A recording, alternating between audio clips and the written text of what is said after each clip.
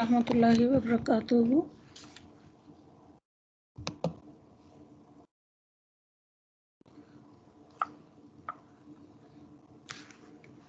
السلام علیکم ورحمۃ اللہ وبرکاتہ۔ میں آپ سب کو ICSE کی طرف سے دورہ قرآن میں خوش آمدید کہتی ہوں۔ آج انشاءاللہ ہمارا 18واں سپارہ جو ہے ہم انشاءاللہ شروع کریں گے اور تلاوت سنتے ہیں۔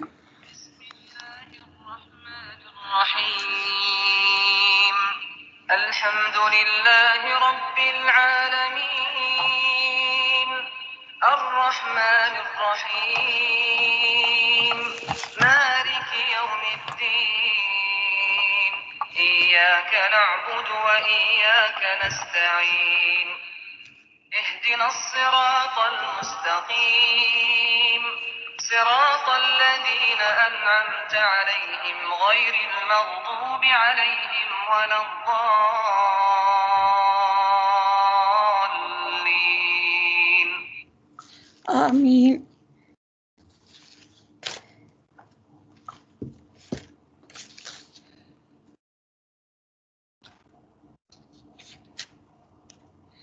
حضرت عائشہ رضی اللہ سے روایت ہے کہ آپ صلی اللہ علیہ وسلم نے ارشاد فرمایا، حافظ قرآن جس سے یاد بھی خوب ہو اور پڑھتا بھی اچھا ہو، اس کا حشر قیامت میں ان معزز فرمانبردار فرشتوں کے ساتھ ہوگا جو قرآن شریف کو لوح محفوظ سے نقل کرنے والے ہیں، اور جو شخص قرآن شریف کو اٹک اٹک کر پڑھتا ہے اور اس میں مشقت اٹھاتا ہے، اس کے لیے اس میں دوہرا اجر ہے۔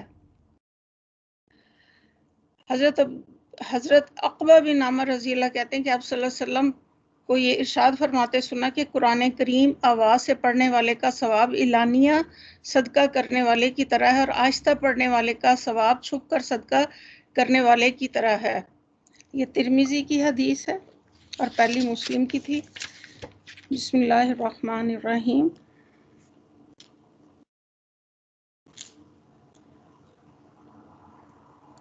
بسم الله الرحمن الرحيم قد أفلح المؤمنون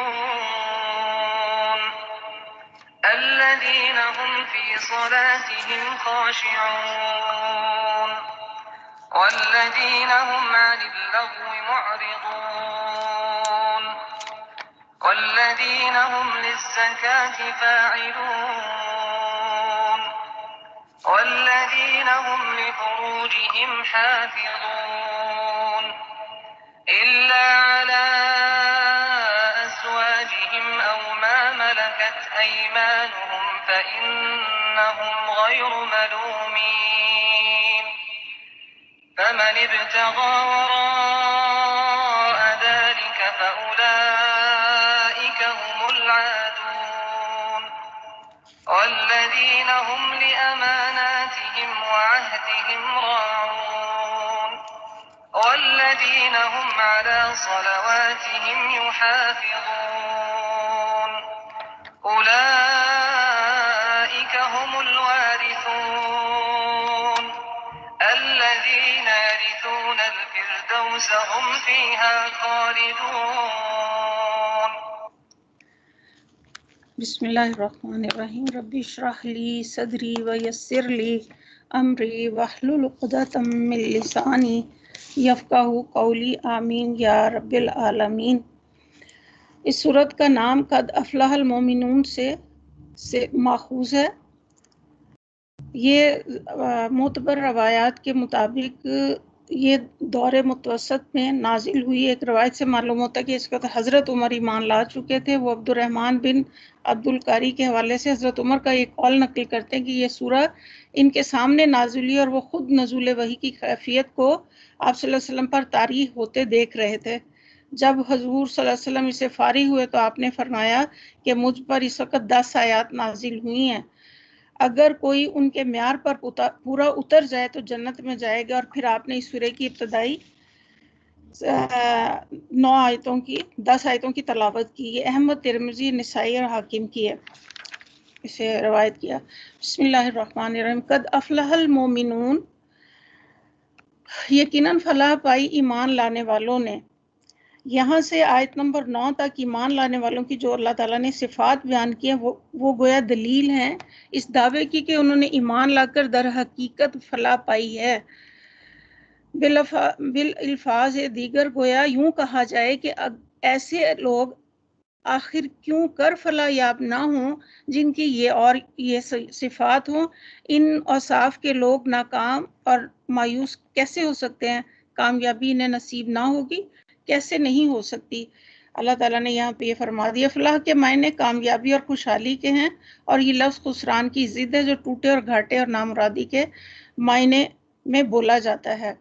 قد افلح المومن، یقیناً فلاح پائی، یعنی کہ وہ لوگ جو نبی کریم صلی اللہ علیہ وسلم کو مان کر ان پر ایمان لے کر آئے انہوں نے فلاح پائی، اور جنہوں نے انہیں نہیں مانا یقیناً انہوں نے فلاح پائی ایمان لانے والوں نے۔ تو اس سے خود بخود یہ نکلا کہ تمہارا معیار اور فلاح اور خسران غلط ہے، تمہارے اندازے غلط ہے۔ یعنی وہ سمجھتے تھے کہ ہم بہت امیر ہیں، ہمارے پاس جائیدادیں ہیں، سامان ہے، کھیتیاں ہیں، اور ان کے پاس کچھ بھی نہیں، تو ہم لوگ فلاح پہ ہیں۔ ایسا کچھ نہیں۔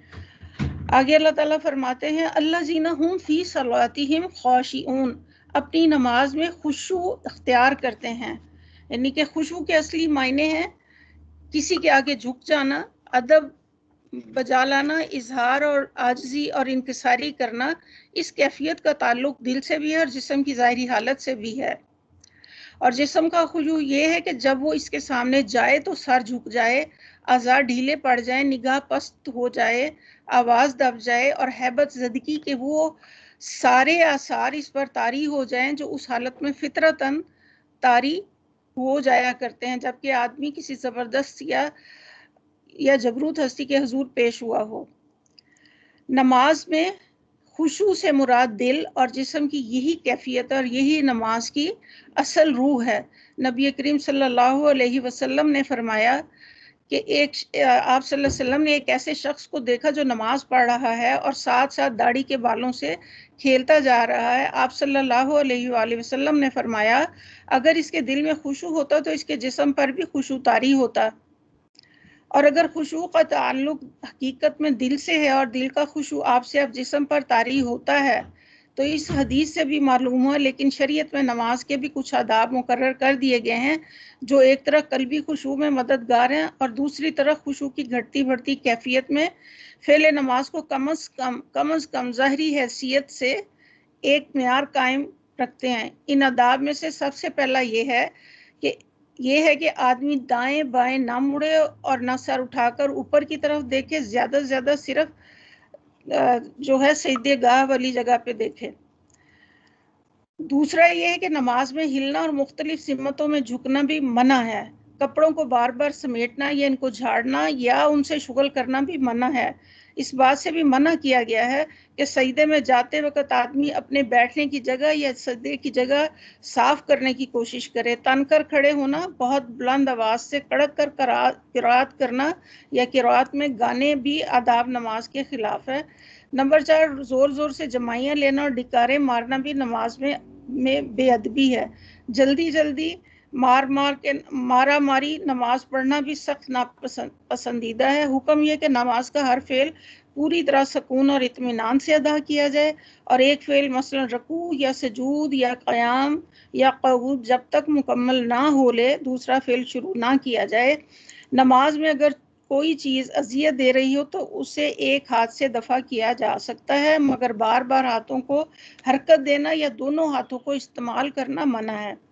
یہ ظاہری آداب کے ساتھ یہ چیز بھی بڑی اہمیت رکھتی کہ آدمی نماز میں جان بوجھ کر غیر متعلق باتیں سوچنے سے بھی پرہیز کرے۔ بلا ارادہ خیالات ذہن میں آئیں اور آتے رہیں تو یہ نفس انسانی کی ایک فطری کمزوری، لیکن آدمی کی پوری کوشش یہ ہونی چاہیے کہ نماز کے وقت اس کا دل اللہ کی طرف متوجہ ہو اور جو کچھ وہ زبان سے کہہ رہا ہے وہی دل سے بھی عرض کرے۔ اس دوران میں اگر بے اختیارات خیالات آ بھی جائیں تو جس وقت بھی اس آدمی کو یہ احساس ہو اسی وقت اپنی توجہ اس سے ہٹا کر نماز کی طرف پھیر لینی چاہیے۔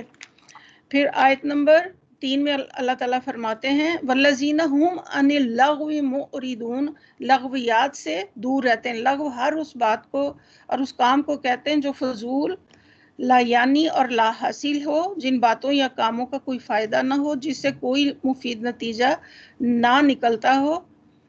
آیت کا پورا مطلب یہ ہے کہ وہ لغویات کی طرف متوجہ نہیں ہوتے، ان کی طرف رخ نہیں کرتے، ان میں کوئی دلچسپی نہیں لیتے۔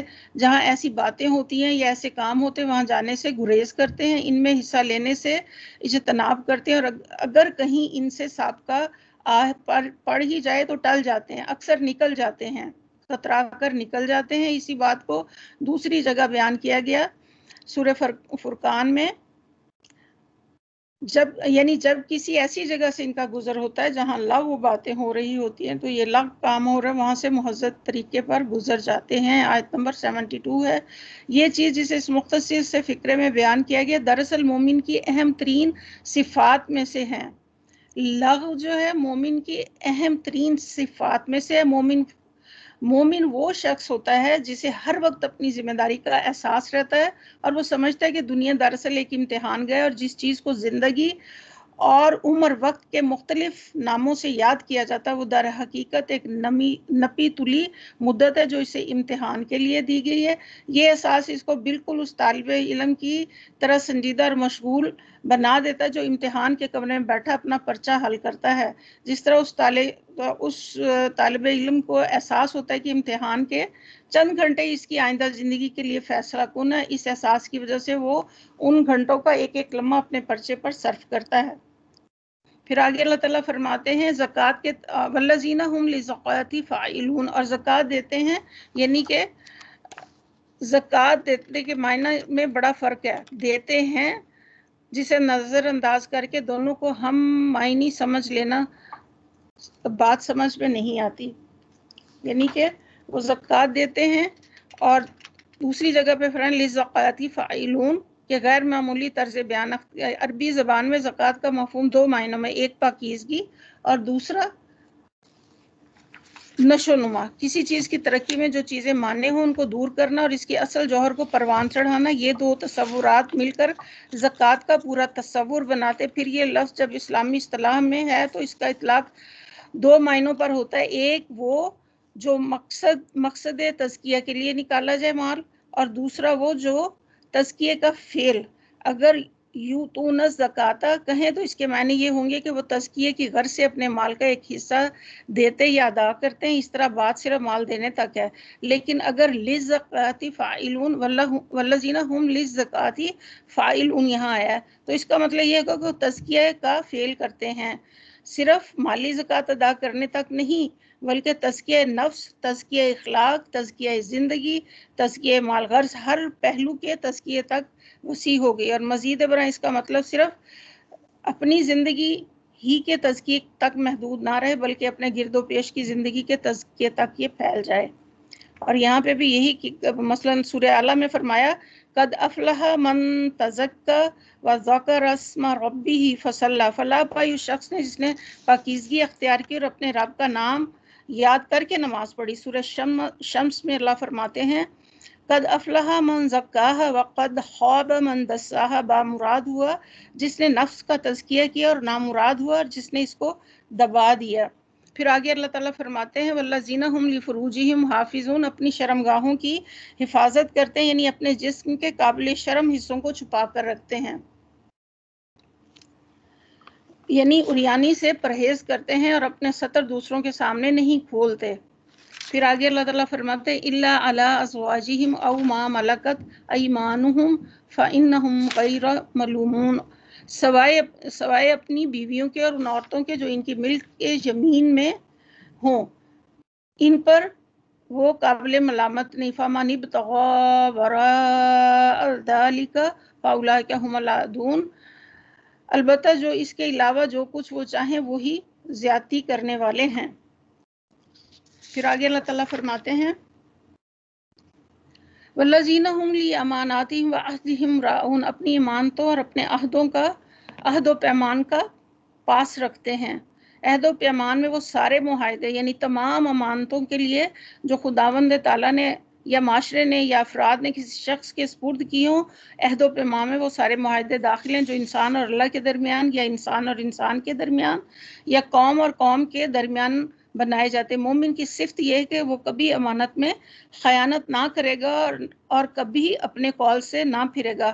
آپ صلی اللہ علیہ وسلم اکثر اپنے خطبوں میں فرمایا کرتے تھے جو امانت کی صفت نہیں رکھتا وہ ایمان نہیں رکھتا، اور جو عہد کا پاس نہیں رکھتا وہ دین نہیں رکھتا۔ یہ بخاری اور مسلم کی ہے۔ آپ صلی اللہ علیہ وسلم نے فرمایا 4 خصلتیں ہیں کہ جن میں وہ چاروں پائی جائیں وہ خالص منافق ہے، اور جس میں ایک پائی جائے اس کے اندر نفاق کی ایک خصلت ہے، جب تک کہ وہ اسے چھوڑ نہ دے۔ جب کوئی امانت، پہلی ہے جب کوئی امانت اس کے سپرد کی جائے تو خیانت کرے، جب بولے تو جھوٹ بولے، جب عہد کرے تو توڑ دے، اور جب کسی سے جھگڑا کرے تو ساری حدیں پھاند دے۔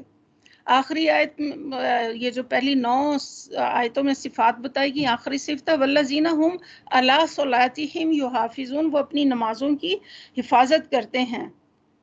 نمازوں کی حفاظت کا مطلب ہے کہ ان کو وقت پر ان کے شرائط کے ساتھ ادا کرتے ہیں۔ دیکھیں شروع میں اور آخر میں پھر نماز کا ذکر ہے، خشوع کا ذکر ہے۔ یہاں پہ اوپر خشوع کے ذکر میں نماز فرمایا تھا، اور یہاں نمازوں میں دونوں میں فرق یہ ہے کہ وہاں جنسی نماز مراد تھی، اور یہاں ایک ایک وقت کی نماز فردن فردن مراد ہے۔ نمازوں کی حفاظت کا مطلب یہ ہے کہ وہ اوقات نماز، آداب نماز، ارکان نماز، غرض نماز سے تعلق رکھنے والی ہر چیز کی مکمل نگہداشت کرتے ہیں۔ اب اس میں سب سے پہلے آ جاتے ہیں کپڑے، یعنی جسم اور کپڑے پاک رکھتے ہیں۔ نمبر 2 وضو ٹھیک کرتے ہیں، اور نمبر 3 اس بات کا خیال رکھتے ہیں کہ کبھی بے وضو نہ پڑھ بیٹھیں۔ نمبر 4 صحیح وقت پر نماز ادا کرنے کی فکر کرتے ہیں۔ نمبر 5 فقط ٹال کر نہیں پڑھتے۔ نمبر 5 نماز کے تمام ارکان پوری طرح سکون اور اطمینان کے ساتھ ادا کرتے ہیں۔ نمبر 5 ایک بوجھ کی طرح جلدی سے اتار کر بھاگ نہیں جاتے۔ نمبر 5 جو کچھ نماز میں پڑھتے ہیں وہ اس طرح پڑھتے ہیں کہ جیسے بندہ اپنے اللہ سے کچھ عرض کر رہا ہو، نہ کہ اس طرح گویا ایک رٹی ہوئی عبارت کو کسی نہ کسی طور پر پھونک مار دے۔ پھر آگے اللہ تعالیٰ فرماتے ہیں آیت نمبر 10 میں، یہی وہ لوگ ہیں جو میراث میں فردوس پائیں گے۔ الذین یرثون الفردوس هم فیہا خالدون، وہ فردوس پائیں گے اور اس میں وہ ہمیشہ رہیں گے۔ ان آیات میں 4 اہم مضمون اللہ تعالیٰ نے بیان کیے۔ اول یہ کہ جو لوگ بھی قرآن اور محمد صلی اللہ علیہ وسلم کی بات مان کر یہ اوصاف ہم اپنے اندر پیدا کریں گے، یعنی کہ یہ جو 9 خصوصیات اللہ تعالیٰ نے یہاں بتائی ہیں، اور وہ اس رویے کے پابند ہو جائیں گے اور وہ دنیا اور آخرت میں فلاح پائیں گے، قطع نظر اس کے کہ وہ کسی قوم، نسل یا ملک کے ہوں۔ یعنی اللہ کے نزدیک کون ہے؟ اِنَّ أَكْرَمَكُمْ عِنْدَ اللَّهِ أَتْقَاكُمْ، اللہ کے نزدیک سب سے اکرام والا وہ ہے جو اللہ سے زیادہ ڈرتا ہو۔ نمبر 2 فلاح محض اقرار ایمان یا محض اخلاق اور عمل کی خوبیوں کا نتیجہ نہیں ہے، بلکہ دونوں کے اجتماع کا نتیجہ ہے۔ جب بندہ خدا کی بھیجی ہدایت کو مانے، پھر اس کے مطابق اخلاق اور عمل کی خوبیاں اپنے اندر پیدا کرے، تب وہ فلاح سے ہمکنار ہوگا۔ نمبر 3 فلاح محض دنیاوی اور مادی خوشحالی اور محدود وقتی کامیابیوں کا نام نہیں ہے، بلکہ وہ ایک وسیع تر حالت خیر کا نام ہے جس کا اطلاق دنیا اور آخرت میں پائیدار مستقل کامیابی اور آسودگی پر ہوتا ہے۔ یہ چیز ایمان اور عمل صالح کے بغیر نصیب نہیں ہوتی۔ نمبر 4 مومنین کی ان اوصاف کو نبی کریم صلی اللہ علیہ وسلم کے مشن کی صداقت کے لیے دلیل کے طور پر یہاں پیش کیا گیا ہے کہ یہ اخلاق اور اوصاف پیدا کر سوسائٹی کے افراد میں یہ سیرت اور کردار اور اخلاق و اوصاف پیدا کر کے دکھائے ہیں۔ اب تم خود سوچ لو کہ یہ تعلیم حق نہ ہوتی تو یہ ایسے صالح نتائج کس طرح پیدا کر سکتی تھی۔ اس کے بعد یہ ایک دلیل دی گئی کہ انسان اپنے وجود میں اگر گرد و پیش میں جو آیات نظر آتی ہیں وہ سب توحید اور آخرت کی اس تعلیم کے برحق ہونے کی شہادت ہیں جسے محمد صلی اللہ علیہ وآلہ وسلم نے پیش کیا۔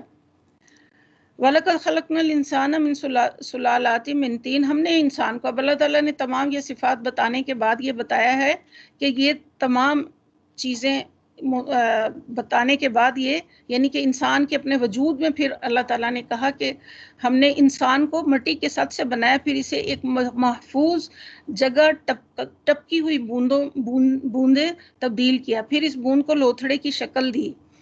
ثم خلقنا نطفة علقة فخلقنا العلقة مدغة فخلقنا المدغة عظاما فكسونا العظام لحما ثم انشأناه خلقا آخر فتبارک اللہ احسن الخالقین۔ پھر یہاں پہ ثم خلقنا، پھر لوتھڑے کو بوٹی بنائے، بوند کو لوتھڑے کی شکل دی، ثم خلقنا نطفۃ علقۃ، پھر لوتھڑے کو بوٹی بنا دیا، پھر بوٹی کی ہڈیاں بنائی، پھر ہڈیوں پر گوشت چڑھا دیا، فکسونا العظام لحما، پھر ہڈیوں پر گوشت چڑھا دیا، پھر اسے ایک دوسری ہی مخلوق بنا کھڑا کیا، یعنی وہ ہڈیوں اور گوشت پوشت کا ایک پلندہ سا ہوتا ہے جس میں ابتدائی زندگی کی وہ تمام خصوصیات جو اللہ تعالیٰ نے یہ بتائیں۔ پھر آگے اللہ فرماتے ہیں کہ بہت ہی بابرکت ہے جس نے یہ سب کچھ بنایا، یعنی سچ سے مطلب یہ ہے کہ پوری زمین کی جو مٹی، اس کا خلاصہ جو تھا، اس سے آدم علیہ السلام پیدا ہوئے، جن کی اولاد میں پھر کالے گورے اور ہر طرح کی رنگ و نسل کے لوگ شامل ہو گئے۔ یہ سچ سے مراد کا خلاصہ، یعنی کہ بلا شبہ وَلَقَدْ خَلَقْنَا الْإِنسَانَ مِنْ سُلَالَةٍ مِنْ طِينٍ کا یہاں پہ معنی۔ پھر آگے اللہ تعالیٰ فرماتے ہیں سب کاریگروں سے اچھا کاریگر ہے، پھر اس کے بعد تم کو ضرور مرنا، ثُمَّ إِنَّكُمْ بَعْدَ ذَلِكَ لَمَيِّتُونَ، مرنا ہے پھر قیامت کے روز، ثُمَّ إِنَّكُمْ يَوْمَ الْقِيَامَةِ تُبْعَثُونَ، اور پھر قیامت کے روز تم سب اٹھائے جاؤ گے۔ وَلَقَدْ خَلَقْنَا فَوْقَكُمْ سَبْعَ طَرَائِقَ وَمَا كُنَّا عَنِ الْخَالِقِ الْغَافِلِينَ، اور تمہارے اوپر ہم نے 7 آسمان بنائے ہیں، تخلیق کے کام سے ہم کچھ نابلد نہ تھے، اور آسمان سے ہم نے ٹھیک ٹھیک حساب کے مطابق مقدار میں پانی اتارا اور اس کو زمین میں ٹھہرا دیا۔ یعنی جتنی بھی مخلوقات ہم نے پیدا کی، اس کی کسی حاجت سے ہم کبھی غافل اور کسی حالت سے بھی بے خبر نہیں رہے، کسی چیز کو ہم نے اپنے منصوبے کے خلاف بننے اور چلنے نہیں دیا، کسی چیز کی فطری ضروریات فراہم کرنے میں ہم نے کبھی کوتاہی نہیں کی، اور ایک ایک ذرے اور پتے کی حالت سے ہم بے خبر ہیں۔ وَإِنَّا عَلَىٰ ذَاهِبٍ بِهِ لَقَادِرُونَ، اور ہم اسے جس طرح چاہیں غائب کر سکتے ہیں۔ یعنی یہاں پہ کیا کہا، یعنی سارا پانی بھی ہم اڑا سکتے ہیں۔ تو اللہ سبحانہ تعالیٰ نے پانی کو ضرورت کے مطابق اتارا ہے یہاں پر، اور ہم نے اسے جس طرح چاہے غائب کر سکتے ہیں۔ یہاں فرمایا نا کہ ہم نے ٹھیک ٹھیک حساب کے مطابق ایک خاص مقدار میں پانی اتارا اور اس کو زمین میں ٹھہرا دیا۔ وَإِنَّ عَلَىٰ ذَاهِبٍ بِهِ لَقَادِرُونَ، اور ہم اسے جس طرح چاہیں غائب کر سکتے ہیں، یعنی سارا پانی اڑا ہی دیں اور زمین کی گہرائیوں میں اتار دیں کہ کوئی وہاں سے حاصل نہ کر سکے۔ اللہ سبحانہ تعالیٰ نے پانی کو ضرورت کے مطابق اتارا ہے، اور ہر سال جو بارش ہوتی ہے وہ خاص مقدار کے ساتھ ہوتی ہے، نہ اس میں کمی اور نہ اضافہ ہوتا ہے۔ اگر زیادہ ہو جائے تو آبادیاں تباہ نہ ہو کر رہ جائیں، کم ہو جائے تو تباہی ہو جائے، قحط اور فاقے پڑیں۔ تو یہ بھی اللہ تعالیٰ کی ایک نعمت ہے، اللہ کی رحمت ہے، اس کی قدرت کی علامت ہے کہ اس نے پانی کا یہ کنٹرول بھی اپنے ہاتھ میں رکھا۔ پھر آگے اللہ تعالیٰ فرماتے ہیں پھر اس پانی کے ذریعے سے ہم نے تمہارے لیے کھجور اور انگور کے باغ پیدا کر دیے، تمہارے لیے ان باغوں میں بہت سے لذیذ پھل ہیں، یعنی کھجوروں اور انگوروں کے علاوہ بھی طرح طرح کے میوے ہیں۔ اور سورہ ملک میں بھی ہم پڑھتے ہیں کہ قُلْ أَرَأَيْتُمْ إِنْ أَصْبَحَ مَاؤُكُمْ غَوْرًا فَمَنْ يَأْتِيكُمْ بِمَاءٍ مَّعِينٍ، ان سے کہو کبھی تم نے سوچا کہ اگر تمہارا یہ پانی زمین میں بیٹھ جائے تو کون ہے جو تمہیں بہتے چشمے لا کے دے گا۔ اللہ تعالیٰ جو ہیں، اللہ کی ربوبیت جو ہے ہر چیز میں موجود ہے۔ اللہ تعالیٰ کائنات سے اور ان تمام چیزوں سے مثالیں دے کے انسان کو یہ سمجھانا چاہ رہے ہیں کہ دیکھو اگر یہ سب چیزیں ہم ختم کر دیں تو پھر کیا ہوگا۔ پھر آگے اللہ کیا ہوگا، اور ان باغوں میں بہت سے لذیذ پھل بھی ہیں، اور ان میں سے تم روزی حاصل کرتے ہو۔ وَشَجَرَةً تَخْرُجُ مِن طُورِ سِينَاءَ تُنبُتُ بِالدُّخْنِ، اور وہ درخت جو ہم نے پیدا کیے جو طور سینا سے نکلتا ہے، تیل بھی لیے ہوئے اگتا ہے اور کھانے والوں کے لیے سالن ہے۔ یعنی زیتون کے درخت کی طرف اشارہ کیا جس کا تیل بہت فائدہ مند اور کھانے والوں کو سالن کا کام دیتا ہے۔ یعنی زیتون اور زیتون کا تیل دونوں ہی اگر اس تیل میں ڈپ کر کے کھایا جائے تو بالکل ایسے جیسے آپ کوئی کڑھی کھا رہے ہیں، یعنی کہ انتہائی لذیذ قسم کا زیتون کا تیل ہے۔ کبھی سمپل ایک چمچ اگر پی کے دیکھے تو بعد میں وہ ٹیسٹ جو ہے حلق میں آتا رہتا ہے، بہت ہی مزے کا ہے۔ اور نبی کریم صلی اللہ علیہ وسلم جو ہیں بعض اوقات روٹی جو ہے خالی زیتون کے تیل سے کھایا کرتے تھے۔ پھر آگے اللہ تعالیٰ فرماتے ہیں اور حقیقت یہ کہ تمہارے مویشیوں میں سے بھی ایک سبق ہے، ان کے پیٹوں میں جو کچھ ہے اسی میں سے ایک چیز ہم تمہیں پلاتے ہیں اور تمہارے لیے اس میں دوسرے فائدے بھی ہیں، ان کو تم کھاتے ہو اور ان پر اور کشتیوں پر سوار ہو جاتے ہو۔ یعنی دودھ کے متعلق قرآن میں دوسری جگہ پہ بھی آئے کہ خون اور گوبر کے درمیان یہ ایک تیسری چیز ہے جو جانوروں کی غذا سے پیدا کی گئی۔ سورہ نحل کی ہم نے آیت میں اسے پہلے بھی پڑھا۔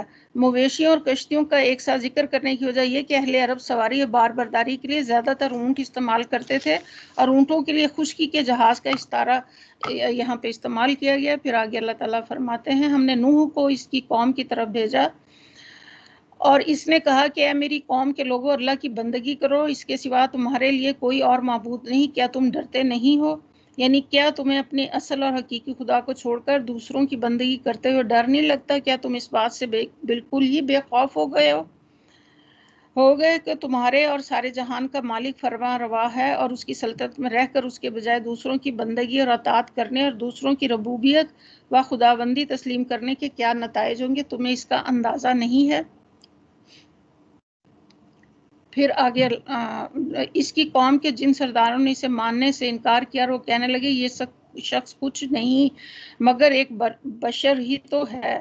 یہ خیال تمام لوگوں کی مشترک گمراہیوں میں سے ایک ہے کہ بشر نبی نہیں ہو سکتا اور نبی بشر نہیں ہو سکتا۔ اسی لیے قرآن نے بار بار اس جاہلانہ تصور کا ذکر کر کے اس کی تردید کی ہے اور اس بات کو پورے زور کے ساتھ بیان کیا کہ تمام انبیاء انسان تھے اور انسانوں کے لیے انسان ہی ہونے چاہیے۔ اس کی غرض یہ ہے کہ تم پر برتری حاصل کرے اور اللہ اگر بھیجنا ہوتا تو فرشتہ بھیج دیتا۔ یہ بات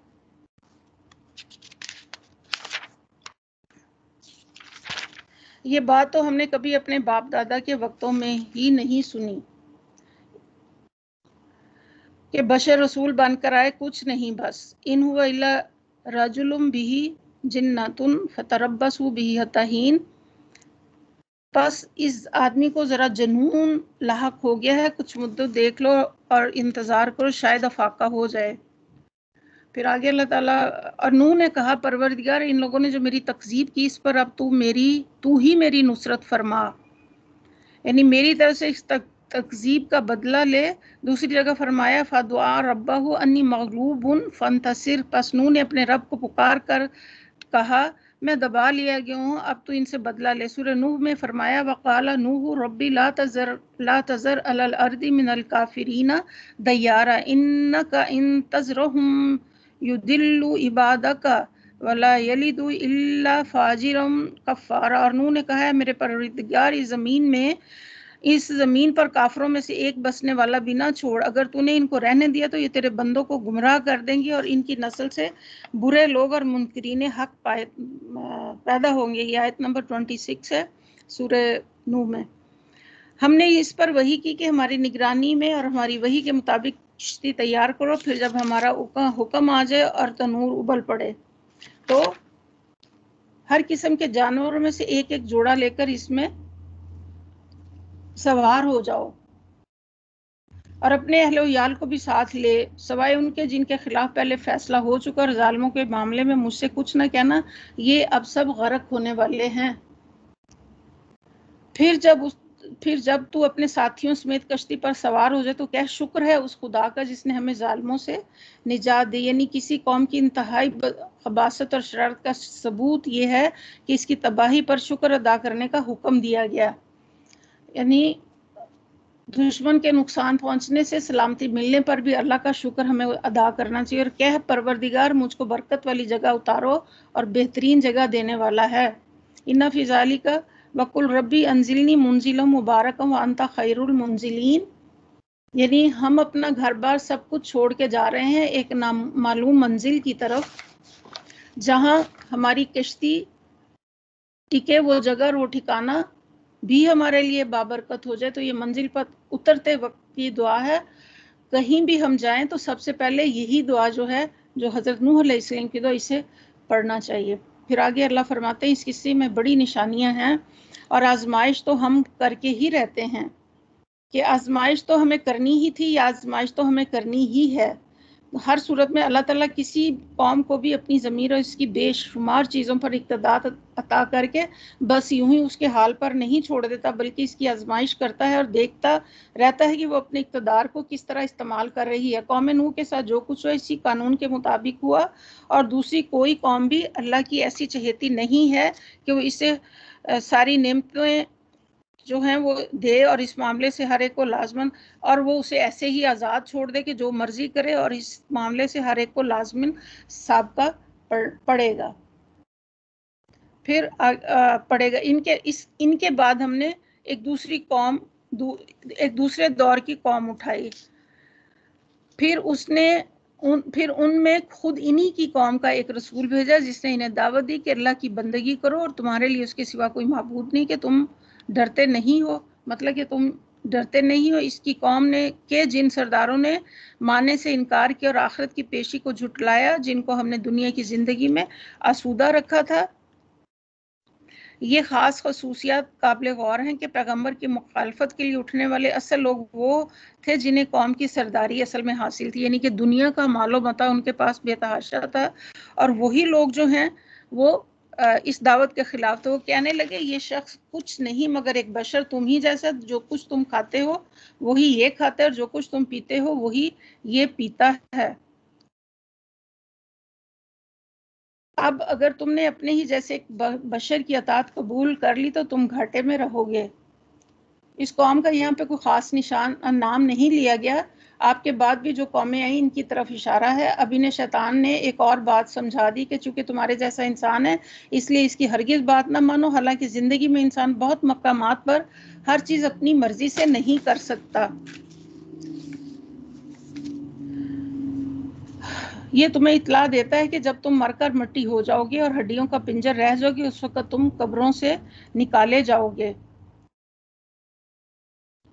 بعید بالکل بعید، ہیہاتا لما توعدون، یہ وعدہ تم سے کیا جا رہا ہے۔ آیت نمبر 36 ہے۔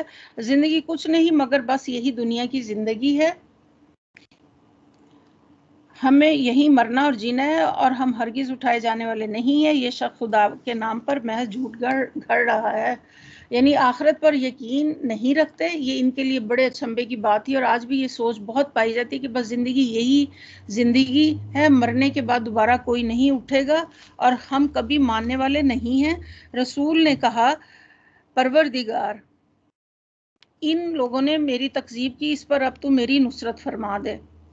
جواب میں ارشاد ہوا، آیت نمبر 41، جواب میں ارشاد ہوا قریب ہے وہ وقت جب یہ اپنے کیے پر پچھتائیں گے، آخرکار ٹھیک ٹھیک حق کے مطابق ایک ہنگامہ عظیم نے ان کو آ لیا اور ہم نے ان کو کچرا بنا کر پھینک دیا، دور ہو جاؤ ظالموں۔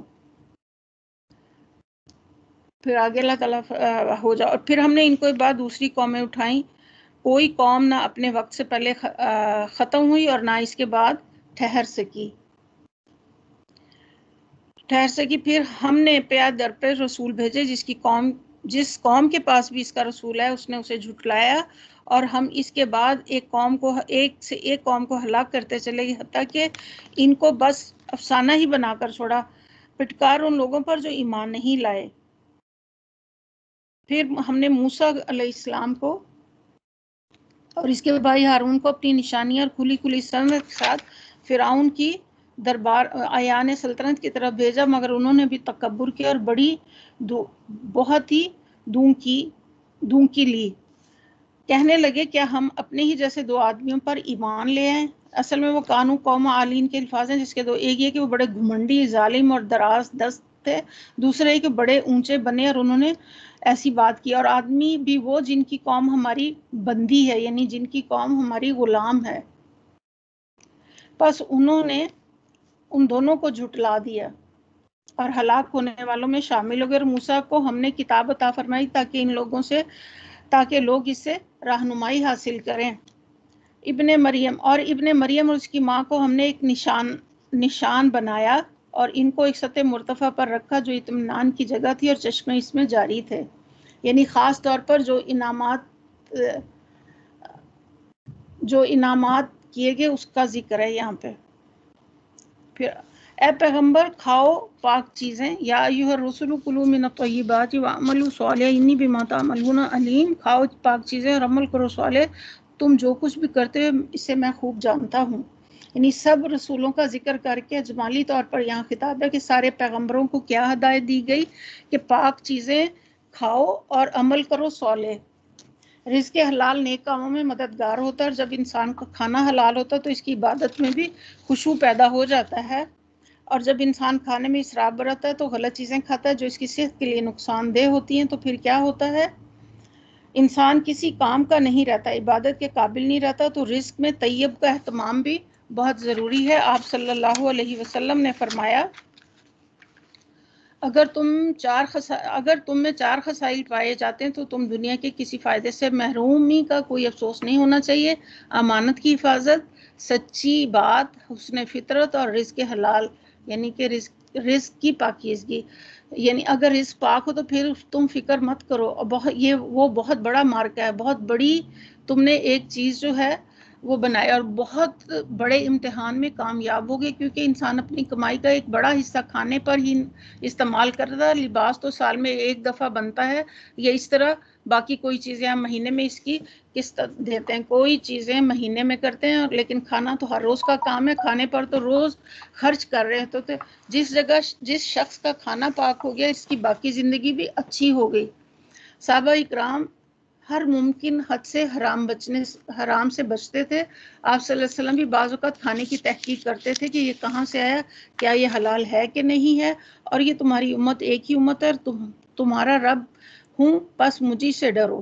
یعنی خاص طور پہ یہاں یہ فرمایا گیا کہ تم پھر مجھی سے ڈرو۔ مگر بعد میں ان لوگوں نے اپنے دین کو آپس میں ٹکڑے ٹکڑے کر لیا، ہر گروہ کے پاس جو کچھ بھی تھا اسی میں وہ مگن ہو گیا۔ یعنی جو کچھ انہوں نے اپنی اپنی مرضی اور اپنی پسند کی چیزیں اختیار کر لی، اور اسی پر وہ راضی اور خوش ہو گئے۔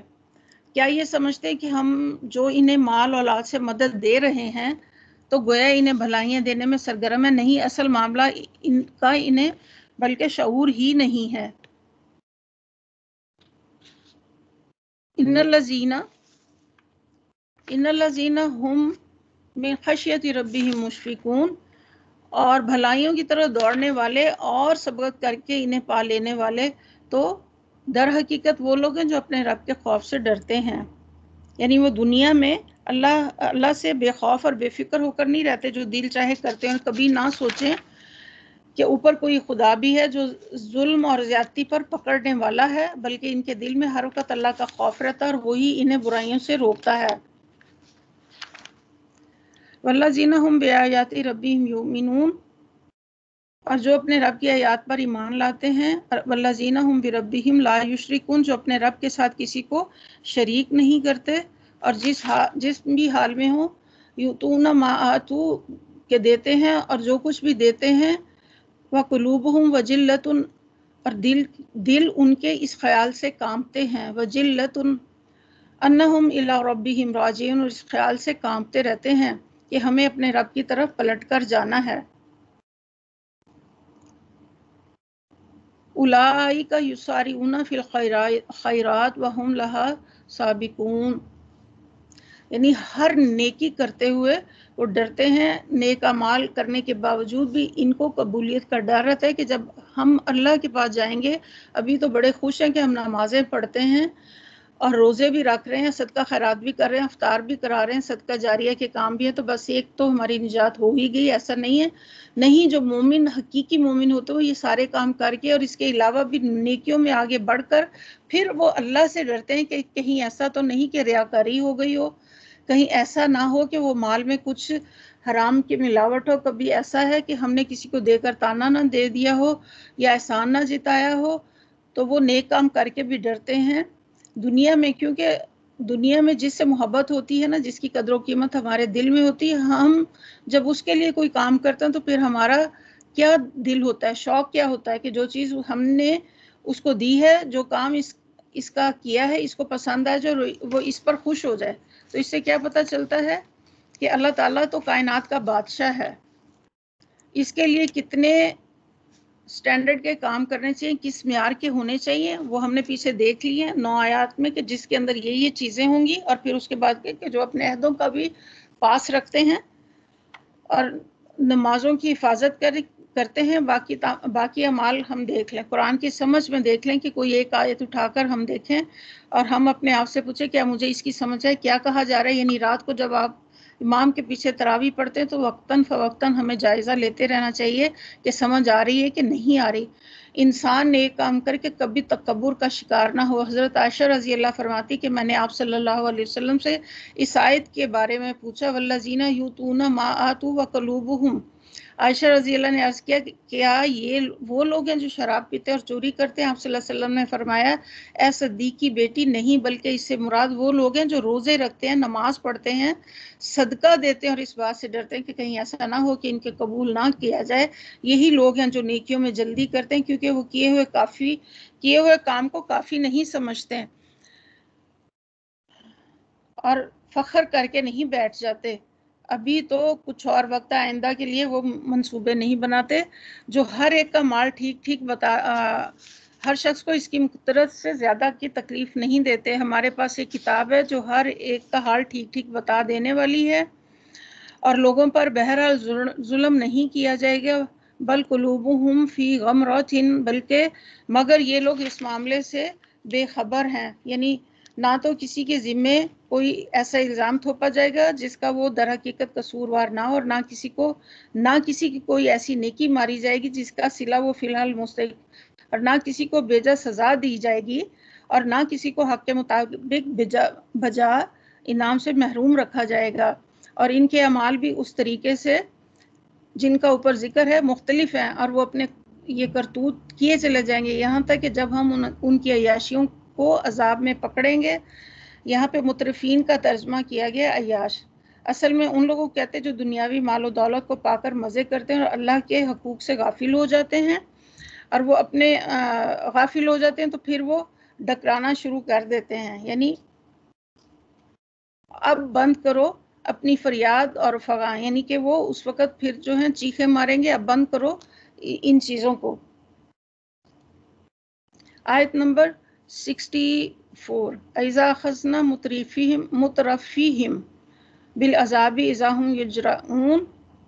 جب ہم ان کی عیاشیوں کو عذاب میں پکڑیں گے، یعنی عیاشیاں جو کرتے پھرتے تھے تو پھر وہ ڈکرانا شروع کر دیں گے. قد کانت آیاتی تتلی علیکم فکنتم علی اعقابکم تنکصون.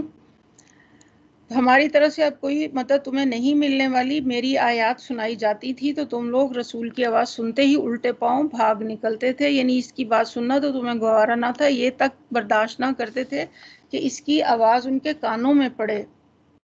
مستکبرین بہ، اور اپنے گھمنڈ میں اس کو خاطر ہی میں نہ لاتے تھے. جو چوپایوں میں اس پر باتیں چھانٹتے ہیں اور بری باتیں کیا کرتے تھے. پھر آگے اللہ تعالیٰ فرماتے ہیں ام جاءہم ما لم یاتی آباءہم الاولین. کیا ان لوگوں نے کبھی اس کلام پر غور نہیں کیا؟ یعنی کیا اس کے رویے کی وجہ سے یہ کہ اس کلام کو انہوں نے سمجھا ہی نہیں اس لیے وہ اسے نہیں مانتے؟ ظاہر ہے کہ یہ وجہ نہیں، قرآن کوئی ایسا نہیں، کسی ناقابل فہم زبان میں نہیں ہے، کسی ایسے مضمون اور موضوع کلام میں مشتمل نہیں جو آدمی کی سمجھ سے بالاتر ہو. اور آج بھی آپ دیکھیں کہ قرآن پاک کے اتنے ترجمے موجود ہیں اور عام فہم زبان میں عربی کی جو ٹرانسلیشن کی گئی ہے، اس کے علاوہ اللہ تعالیٰ آپ دیکھیں اللہ کی قدرت ہے کہ اللہ تعالیٰ نے انسان کو ایسے دماغ دیے ہوئے ہیں کہ ہر چیز ہماری صرف ایک انگلی کی پور کے اوپر ہے کہ ایک ٹپ ہم دبائیں تو ہر چیز قرآن کے ترجمے کو، تفسیر کو، کوئی مسئلے مسائل ہیں، کوئی احادیث اگر صحیح نہیں کسی نے کوٹ کی، وہ آپ دیکھیں سب کچھ آپ کے سامنے 1 منٹ میں گوگل کے اوپر نکل آتا ہے. اور یہ چیزیں ہمارے ٹپ پہ اگر اب بھی نہیں ہم اس سے استفادہ حاصل کریں گے تو بتائیں پھر کیا اور بات ہوگی. پھر آگے اللہ تعالیٰ فرماتے ہیں آیت نمبر 69 میں ام لم یعرفوا رسولہم، یا یہ اپنے رسول سے کبھی واقف نہ تھے، اس سے بدکتے ہیں، یہ اس بات کے قابل ہیں کہ وہ مجنون ہے. قائل ہیں کہ وہ مجنو ہے،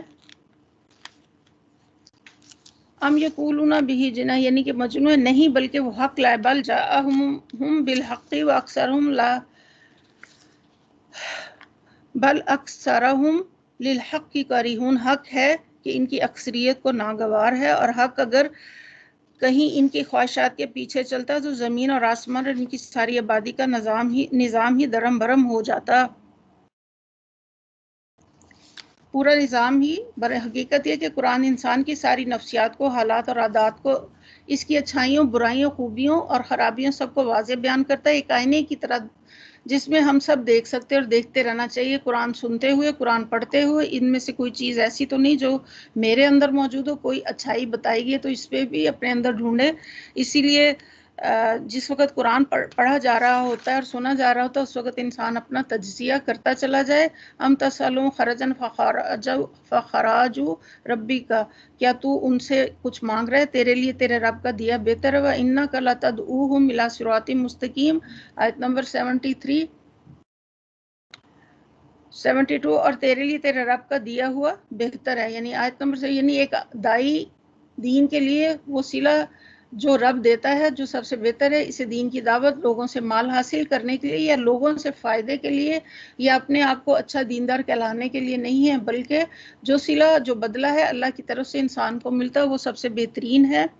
اور آیت نمبر 73 میں تو ان کو سیدھے راستے کی طرف بلا رہا ہے، مگر جو لوگ آخرت کو نہیں مانتے وہ راہ راست سے ہٹ کر چلنا چاہتے ہیں، اگر ہم ان پر رحم کریں اور وہ تکلیف میں آج کل جو یہ مبتلا ہیں دور کر دیں تو یہ اپنی سرکشی میں بالکل ہی بہک جائیں گے۔ ان کا حال تو یہ ہے کہ ہم نے انہیں تکلیف میں مبتلا کر رکھا ہے، پھر بھی یہ اپنے رب کے آگے نہ جھکے اور نہ عاجزی اختیار کی، البتہ جب حتی اذا فتحنا علیہم، البتہ جب نوبت آ گئی، 77 آیت ہے، یہاں تک پہنچ جائے گی کہ ہم ان پر سخت عذاب کا دروازہ کھول دیں تو یکا یک تم دیکھو گے کہ اس حالت میں یہ ہر خیر سے مایوس ہو جائیں گے۔ وَهُوَ الَّذِي أَنشَأَ لَكُمُ السَّمْعَ وَالْأَبْصَارَ، وہ اللہ ہی تو ہے جس نے تمہیں سننے دیکھنے کی قوتیں دے رکھی ہیں اور سوچنے کو دل دیا، مگر تم لوگ اکثر جو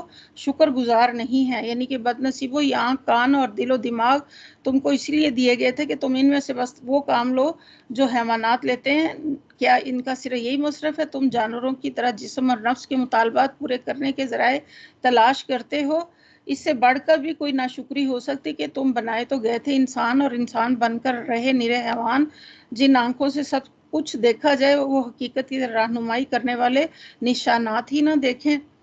وہی ہے جس نے تمہیں زمین پر پھیلایا اور اسی کی طرف تمہیں سمیٹے جاؤ گے، وہی زندگی بخشتا اور وہی موت دیتا ہے، گردش لیل و نہار اسی کے قبضہ قدرت میں ہے، کیا تمہاری سمجھ میں یہ بات نہیں آتی؟ مگر یہ لوگ وہی کچھ کہتے ہیں جو ان کے پیش رو کہہ چکے ہیں، قَالُوا اِذَا مِتْنَا وَكُنَّا تُرَابًا وَعِظَامًا أَإِنَّا لَمَبْعُوثُونَ، جب ہم مر کر مٹی ہو جائیں گے اور ہنٹیوں کا پنجر بن جائیں گے تو پھر ہم کو زندہ کر کے اٹھایا جائے گا، اور ہم سے پہلے ہمارے ماں باپ دادا بھی یہی سنتے رہے، یہ محض ایک افسانے ہیں اور کچھ بھی نہیں خیال رہے کہ ان کا آخرت کا سمجھنا، آخرت کا انکار نہ تھا، اللہ کی قدرت اور حکمت کا بھی ساتھ انکار تھا۔ ان سے کہو بتاؤ اگر تم جانتے ہو کہ یہ زمین اور اس کی ساری آبادی کس کی ہے، یہ ضرور کہیں گے، کہو کہ اللہ کی، پھر تم ہوش میں کیوں نہیں آتے، یعنی کیوں نہیں یہ بات سمجھتے کہ پھر اس کے سوا کوئی بندگی کا مستحق ہے۔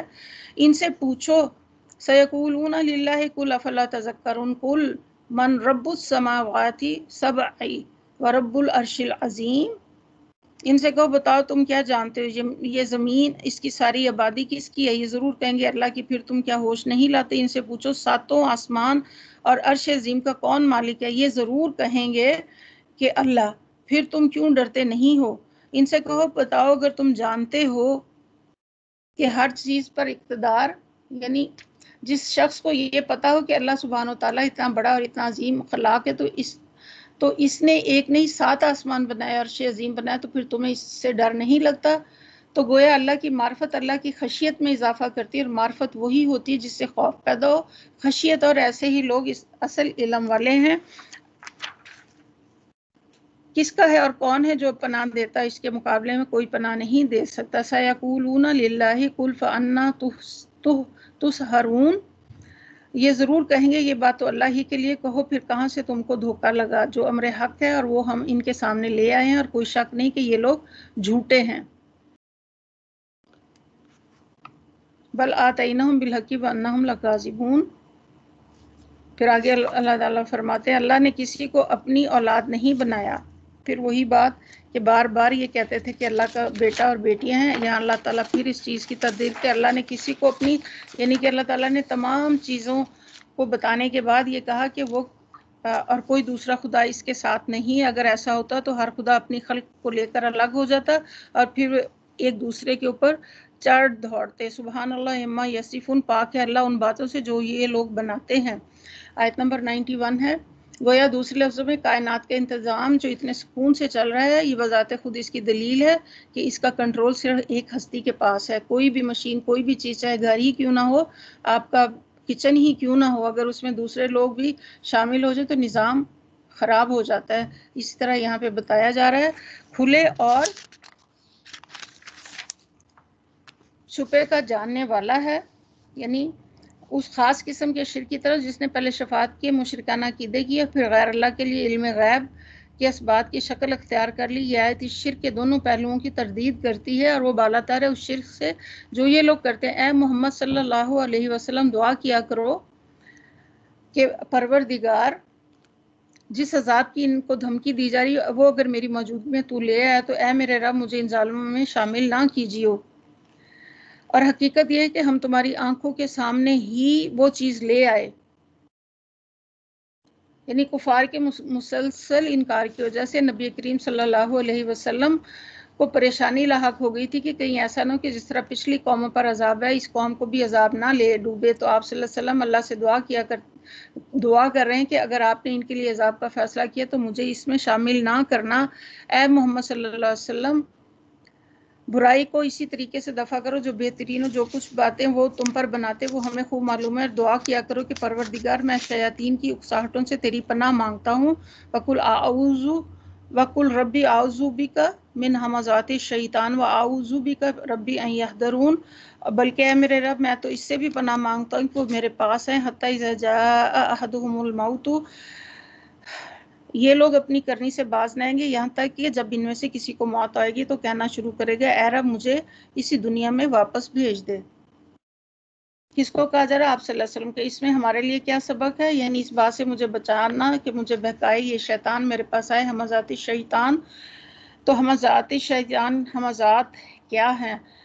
کرتبی کہتے ہیں غضب کے وہ حملے، غصے کے وہ حملے جس پر انسان غصے کے وقت اپنے اوپر قابو نہیں رکھتا، یہ ہمزات ہیں۔ کیونکہ شیطان جو ہے وہ انسان کو دیکھتا رہتا ہے کہ یہ کب کمزور پڑتا ہے انسان کے اوپر، جب اس کی خواہشات غالب آ جاتے ہیں، کسی چیز کی محبت غالب آتی ہے تو کمزور پڑ جاتی ہے۔ جیسے بچوں کے معاملے میں بیوی جب اس پر غم غالب آتا ہے تو کمزور پڑ جاتا ہے، اسی لیے شیطان کا پسندیدہ کام ہے کہ انسان کو غمگین رکھنا اور ڈپریشن میں مبتلا کرنا۔ جب انسان شدید غصے میں آتا ہے تو انسان اپنے اوپر پر قابو نہیں پا سکتا، لیکن شیطان آ کر اس پر کنٹرول حاصل کر لیتا ہے۔ آپ صلی اللہ علیہ وسلم نے فرمایا جب آدمی کو غصہ آ جائے تو وہ کہے اعوذ باللہ، اس سے اس کا غصہ ختم ہو جائے گا، اللہ کی پناہ لے لیں۔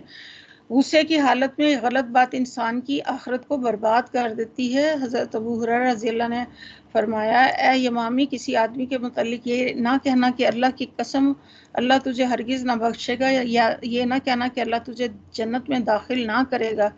کتنے لوگ ہیں جو غصے میں آ کر کہتے ہیں تم جہنمی ہو، نعوذ باللہ تمہاری اولاد بھی جہنمی ہے۔ تو اس شخص نے یہ کہا کہ یہ تو تم کہتے رہتے جب غصہ آتا ہے تو ہم کہہ دیتے ہیں۔ انہوں نے فرمایا کہ لیکن پھر بھی تم کبھی نہ کہنا، میں نے نبی کریم صلی اللہ علیہ وسلم کو فرماتے سنا تھا کہ بنی اسرائیل میں دو آدمی تھے، ان میں سے ایک بڑا عبادت گزار، دوسرا اپنی ذات پر بڑائی کرتا تھا، یعنی گنہگار تھا لیکن برائی کرتا تھا، دونوں ایک دوسرے کے دوست بنے ہوئے تھے۔ عبادت گزار ہمیشہ دوسرے کو گناہ کرتے ہوئے دیکھتا اور کہتا ہے کہ چھوڑو ان گناہوں کو چھوڑ دو، تو یہ کہتا ہے یہ میرا اور میرے رب کا معاملہ ہے، یہ مجھ پر چھوڑو، کیا تم اس پر نگران ہو؟ ایک دن اس نے اس کو گناہ کرتے دیکھا، اس نے اس گناہ کو بہت کبیرہ گناہ سمجھا اور بڑا عظیم سمجھا۔ عبادت گزار نے کہا تیری بربادی ہو، اسے چھوڑ دے۔ اس نے کہا میرے اور میرے رب کے معاملے کو مجھ پر چھوڑ، کیا تم اس پر نگران ہے؟ تو اس نے کہہ دیا اللہ کی قسم تجھے کبھی نہ بخشے گا، یعنی تم جو یہ حرکتیں کر رہے تمہاری بخشش نہیں ہوگی، یا اللہ تجھے کبھی جنت میں داخل نہیں کرے گا۔ ان دونوں جملوں میں سے کوئی کہا، اور پھر اللہ نے ان دونوں کے پاس ملک الموت کو بھیج دیا، اور اس وقت ان دونوں کی روحیں قبض کر لیں، دونوں کو مار دیا، دونوں رب کے سامنے حاضر ہوئے۔ اللہ نے گنہگار سے فرمایا تم میرے رحم اور کرم کی وجہ سے جنت میں داخل ہو جاؤ، اور دوسرا جو نیک تھا اسے فرمایا تو میرے فیصلوں کو جانتا تھا، کیا جو میرے ہاتھ میں ہے اس کا منتظم تو تھا، اسے جہنم میں لے جاؤ۔ یعنی کہ جو فیصلے اللہ نے کرنے ہیں وہ اللہ کو کرنے دیں، اپنے ہاتھ میں ہمیں نہیں لینے چاہیے۔ آپ صلی اللہ علیہ وسلم نے فرمایا اس ذات کی قسم جس کے ہاتھ میں ابو القاسم کی جان ہے، قسم کھا کے آپ صلی اللہ علیہ وسلم نے یہ بات فرمائی، اس نے صرف ایک کلمہ ایسا منہ بولا غصے کی حالت میں، ایک بات ایسی نکالی جس کی دنیا اور آخرت تباہ ہو گئی۔ یہ لوگ اپنی کرنی سے باز نہ آئیں گے یہاں تک کہ وہ کسی کو موت نہ آ جائے، کہنا شروع کرے گا کہ اے میرا رب تو مجھے اس دنیا میں واپس بھیج دے جسے میں چھوڑا ہے، امید ہے کہ اب میں نیک عمل کروں گا۔ ہرگز نہیں، یہ تو بس ایک بات ہے جو کہ وہ کہہ رہا ہے۔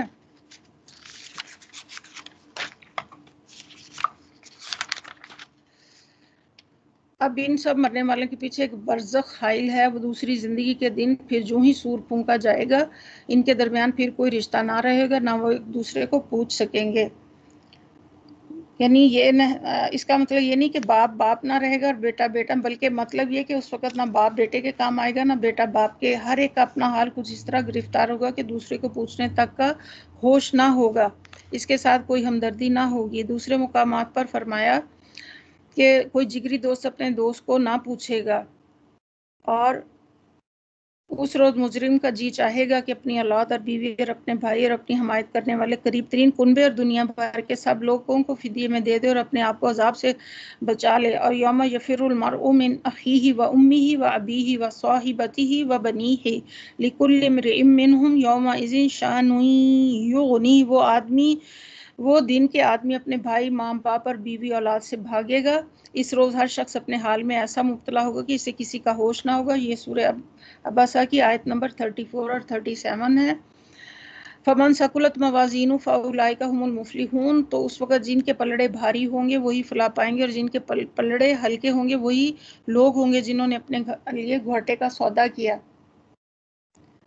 وہ جہنم میں ہمیشہ رہیں گے، آگ ان کے چہروں کی کھال چاٹ جائے گی اور ان کے جبڑے باہر نکل آئیں گے۔ حضرت عبداللہ بن مسعود سے کسی نے کلحہ کے معنی پوچھے تو انہوں نے کہا الم تری الی الراسی، کیا تم نے بنی ہوئی سری نہیں دیکھی، یعنی کہ ان کے سر سے پورے کے پورے وہ جب اسے آگ کے اوپر رکھ کے اس کے بال اتارے جاتے ہیں تو اس کے جبڑے باہر نکل آتے ہیں۔ کیا تم وہی لوگ نہیں ہو کہ میری آیات تمہیں سنائی جاتی تھی تو تم انہیں جھٹلاتے تھے؟ وہ کہیں گے اے ہمارے رب، ہماری بدبختی ہم پر چھا گئی، ہم واقعی گمراہ لوگ تھے، اے پروردگار اب ہمیں یہاں سے نکال دے۔ فَإِنْ أُدْنَا فَإِنَّا ظَالِمُونَ، پھر ہم ایسا قصور کریں تو ظالم ہوں گے۔ اللہ تعالیٰ جواب دے گا دور ہو جاؤ، 108 آیت ہے، دور ہو جاؤ، میرے سامنے سے پڑے رہو اور مجھ سے بات نہ کرو، یعنی اپنی رہائی کے لیے کوئی بھی میرے پاس معذرت پیش نہ کرو۔ مطلب یہ نہیں کہ ہمیشہ کے لیے بالکل چپ ہو جاؤ۔ تم وہی لوگ ہو، میرے کچھ بندے جب کہتے تھے کہ اے ہمارے پروردگار ہم ایمان لائے، ہمیں معاف کر دے، ورحمنا وانت خیر الراحمین، تو سب رحیموں سے اچھا رحیم ہے، تو تم اس کا مذاق بنا لیا، یہاں تک کہ ان کی ضد نے تمہیں یہ بھی بلا دیا کہ میں بھی کوئی ہوں اور تم اس پر ہنستے رہے۔ آج ان کے اس صبر کا پھل میں نے انہیں دے دیا، وہی کامیاب ہے۔ پھر اللہ رب العالمین ان سے پوچھے گا بتاؤ زمین میں تم کتنے سال رہے؟ وہ کہیں گے ایک دن یا دن کا کچھ حصہ ہم وہاں ٹھہرے۔ شمار کرنے والوں سے پوچھ لیجئے، ارشاد ہوگا تھوڑی ہی دیر ٹھہرنا ہوا، کاش تم نے اس وقت جانا ہوتا۔ قال ان لبثتم الا قلیلا لو انکم کنتم تعلمون، کاش تم نے یہ اس وقت جانا ہوتا۔ یہ آیت نمبر 114 ہے۔ کیا تم نے یہ سمجھ رکھا کہ ہم نے تمہیں فضول ہی پیدا کیا، یعنی کہ عبث پیدا کیا، یہ کوئی ایسے ہی پیدا کر دیا کھیل تماشے کے لیے، اور تمہیں ہماری طرح کبھی پلٹنا ہی نہیں۔ فتعالی اللہ مالک الحق لا الہ الا هو رب العرش الکریم، پس بالا تر ہے اللہ بادشاہ حقیقی، کوئی خدا اس کے سوا نہیں مالک ہے، اس کا حساب اس کے رب کے پاس ہے، ایسے کافر کبھی فلاح نہیں پا سکتے۔ اے محمد صلی اللہ علیہ وسلم کہو میرا رب درگزر فرما، رحم کر، اور سب رحیموں کا اچھا رحیم ہے تو۔ اس کے یہاں پہ ہم وقفہ لے لیتے ہیں، اس کے بعد 10 منٹ کے بعد ہم پھر دوبارہ اپنا جو ہے وہ شروع کریں گے۔ دوسرا حصہ انشاءاللہ. السلام علیکم ورحمۃ اللہ وبرکاتہ.